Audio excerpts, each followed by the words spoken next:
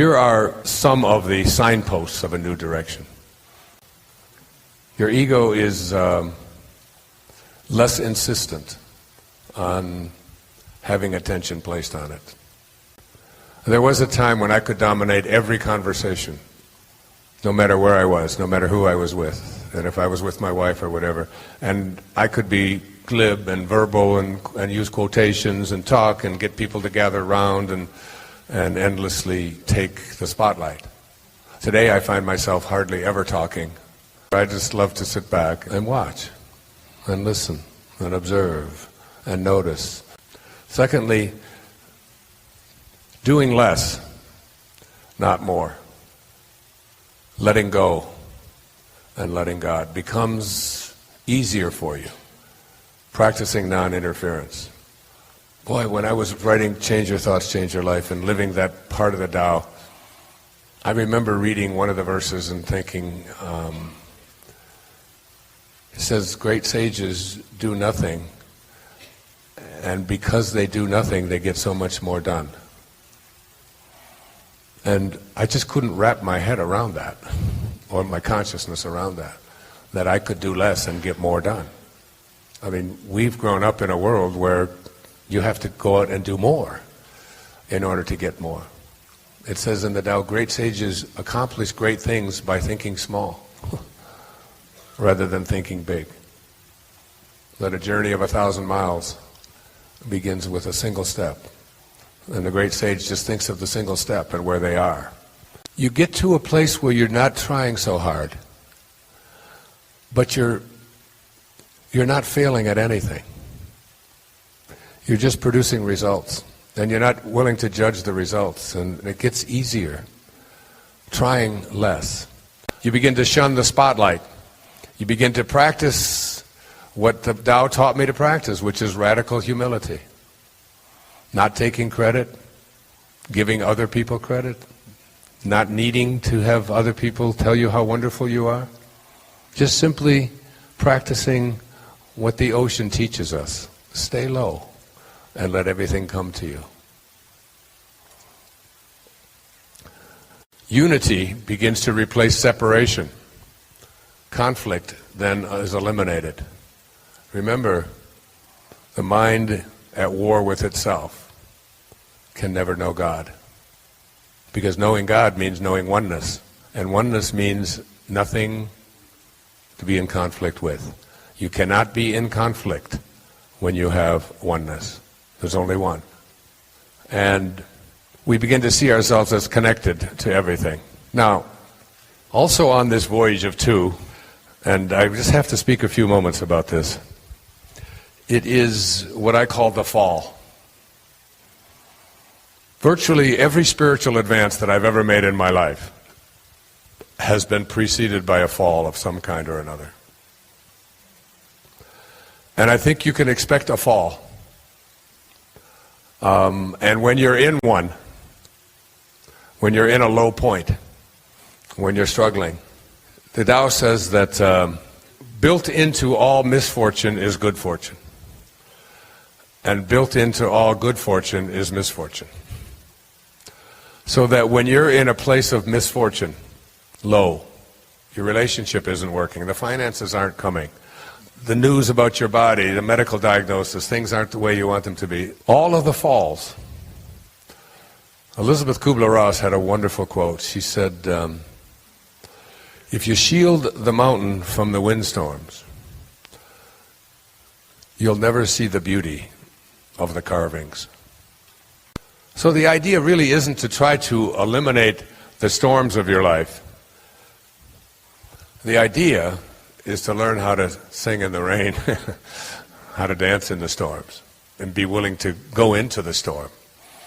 And the final thing about this journey back, I talked about it in the film, it's called the quantum moments. And these are moments in our lives that really shift us, and they almost always come after a fall. So you have the fall, that as you have one of these falls, what you are doing is you are generating energy to propel yourself over the bar. If you remember in the film, I spoke about the night that I had one of the most shameful nights of my life when I required my wife and our 5 little children. We had 5 children in 8 years, and they had closed the bar at the restaurant because someone the night before had served someone underage, and they wouldn't give me a beer with my meal, and I made everybody in the family be inconvenienced and get up and go to another restaurant because I was upset because I couldn't have my beer. Now that's a jerk. That's shameful behavior. It's hard for me to even admit it, but I'm better than I used to be. Now I'd only make them go 2 blocks instead of 3. No, I wouldn't do that. I wouldn't do that. And that morning, after that fall provided me with the energy. I began to think about myself and what was I doing? How long has it been, Wayne, since you've gone without having a beer in the evening? I couldn't think of a day in the previous 2 decades. And what are you doing making your wife, who's had 5 children with you in 8 years, move? And you know what it means to move little children like that? You know, with all of the things that you have to take and put them in the cars and the seat belts and all of that, and none of it mattered to me. But that fall allowed me probably to be alive today. Because if I would have kept drinking the way I was, I wouldn't be alive today. It was going to kill me because alcohol's like sugar. I mean, it's loaded with sugar, by the way. So these falls, when you have one, start looking for the energy and start seeing what it can bring to you as you move back. These healthy people are, number one, probably most significantly, they are independent of the good opinion of other people. They do not do what they do based upon how other people are going to react to them. Now remember, as we look at the ego, and what it says is one of the components of the ego is I am what other people think of me. I am my reputation. And how many of us are raised and are raising our children, are seeing our children being raised in a world in which peer group approval, you hear it all the time. I only do peer group approval. I do it because there's so much peer pressure on me. You know, I have to fit in. Self-actualizing people have no sense of that in their life. It's just not anything that they even consider.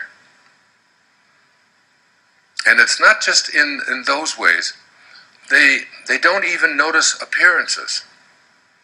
They don't notice, one of the other qualities of these self-actualizing people is that they see the unfolding of God in everything and everyone that they encounter. Just like they see past appearances, but they don't just say it. It isn't like, this isn't just a talking game.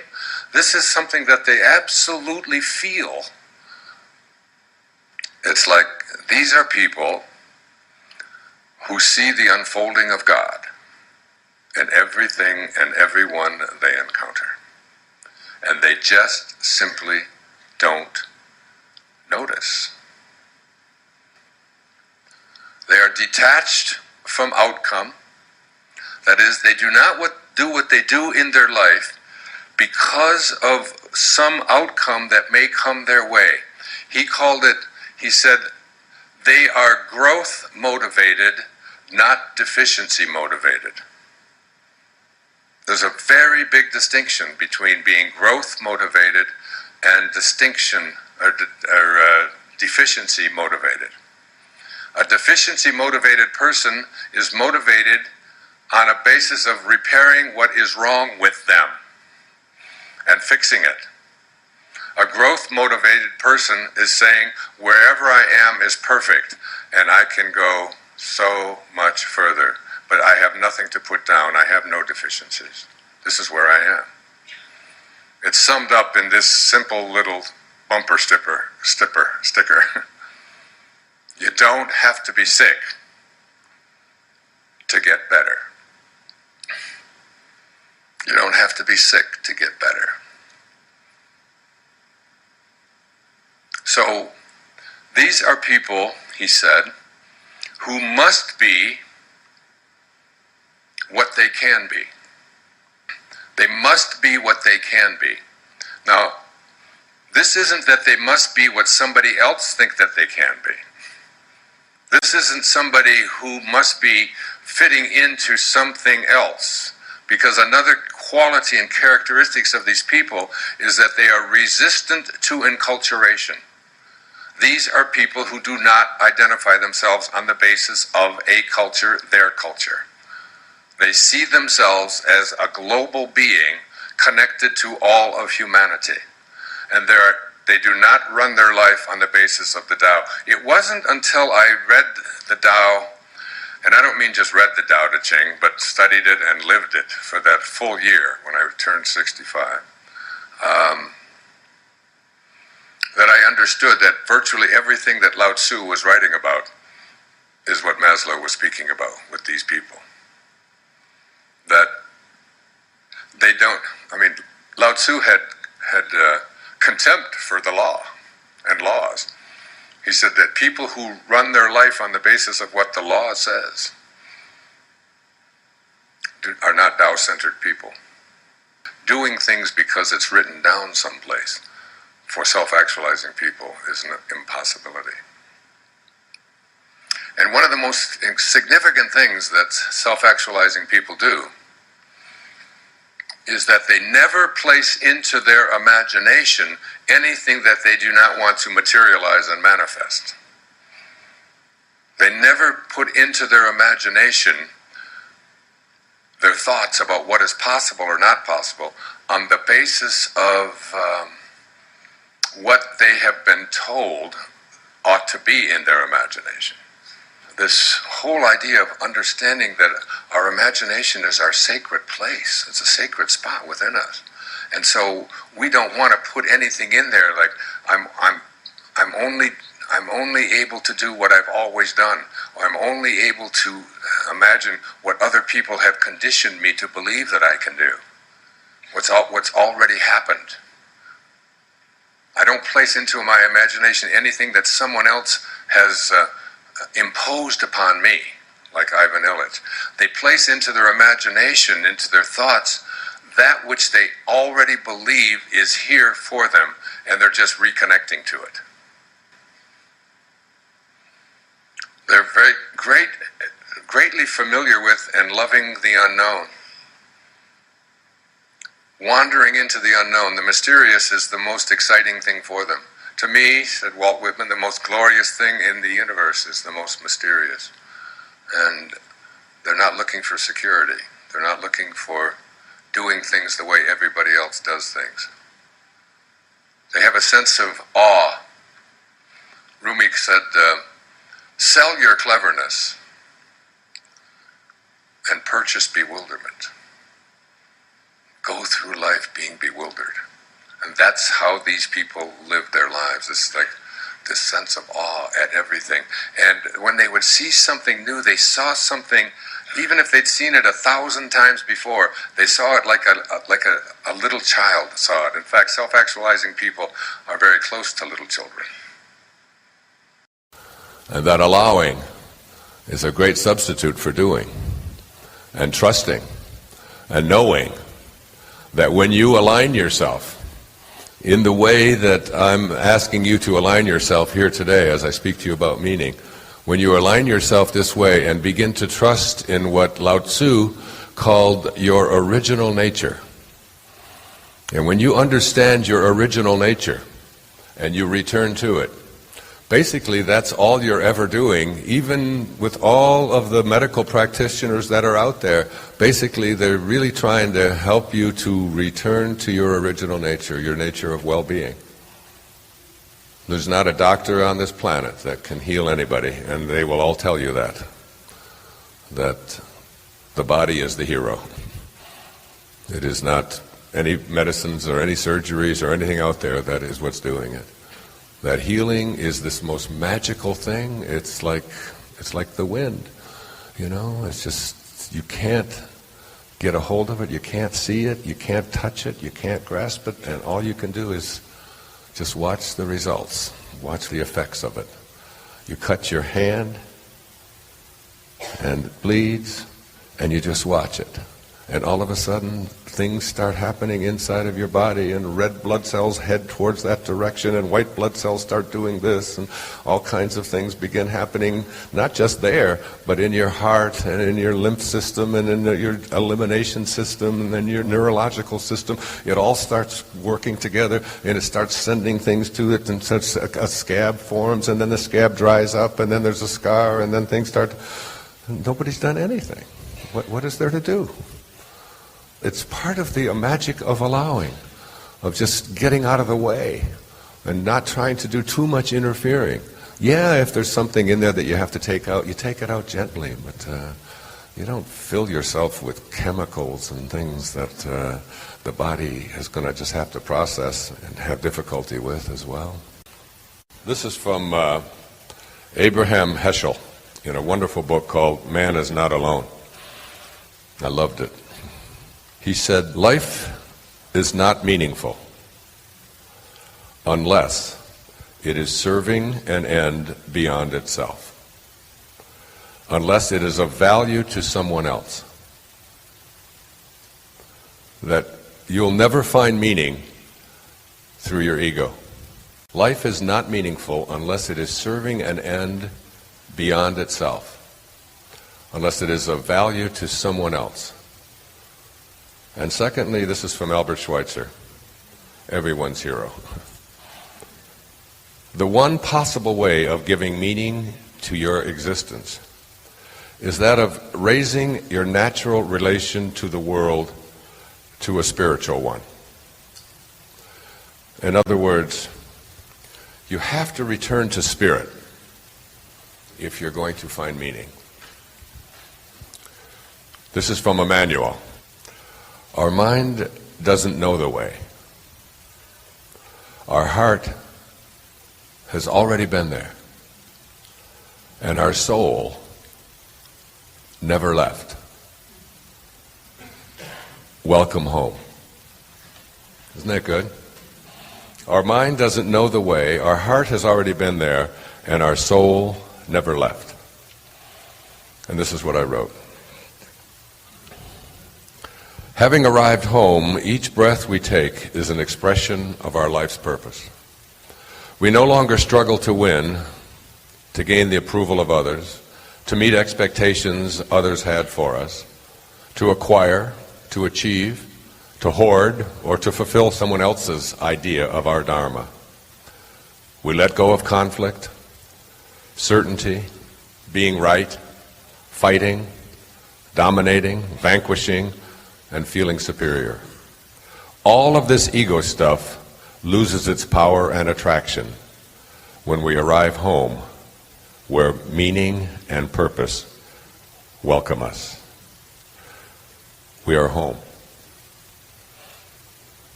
From our home is where we began. You got to know that that's our home. That was our beginning. Ambition, all the way away from our home to take on a false self, a reverse, and all of the signs of coming back, returning home. And now we're home. And this is where meaning begins to be the dominant force in your life. It begins to be the all. And those around you or in your life and those you encounter who would try to take you away from your meaning no longer even become obstacles to you. They become, in the Tao it says, a good man is a bad man's teacher, and a bad man is a good man's job. They become your job. They no longer become someone who annoys you and finds fault with you. If they do find fault with you, you're immune to it. As Maslow used to say, learn these two things and you're self-actualized. Become independent of the good opinion of other people and detach yourself from outcome. In other words, do what you do because it is your calling.